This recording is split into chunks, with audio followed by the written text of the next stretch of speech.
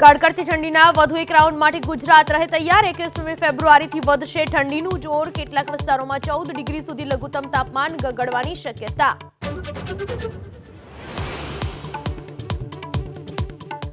પહાડી વિસ્તારમાં ફરીથી બરફવર્ષા। હિમાચલ પ્રદેશમાં આજે રેડ એલર્ટ। જમ્મુ કાશ્મીરના કુપવાડા અને શોપિયામાં બરફવર્ષાથી રસ્તાઓ બંધ। દિલ્હી એનસીઆરમાં પણ વરસાદની આગાહી।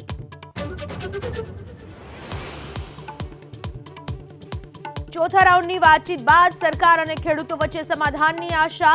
4 પાકને એમએસપી પર ખરીદી માટે 5 વર્ષના કોન્ટ્રાક્ટનો પ્રસ્તાવ। ખેડૂતોએ જવાબ માટે માંગ્યો સમય। 21મી ફેબ્રુઆરી સુધી દિલ્હી કૂચ નહીં।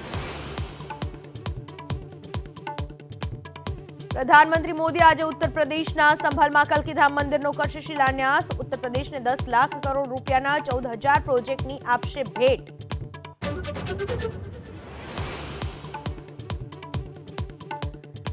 કોંગ્રેસને મોટો ઝટકો આપવાની તૈયારીમાં કમલનાથ। કોંગ્રેસના 8 સિનિયર નેતાઓની લિસ્ટ ભાજપને સોંપી હોવાનો સૂત્રોનો દાવો। પુત્ર નકુલનાથ માટે લોકસભા ટિકિટની કમલનાથને આશા।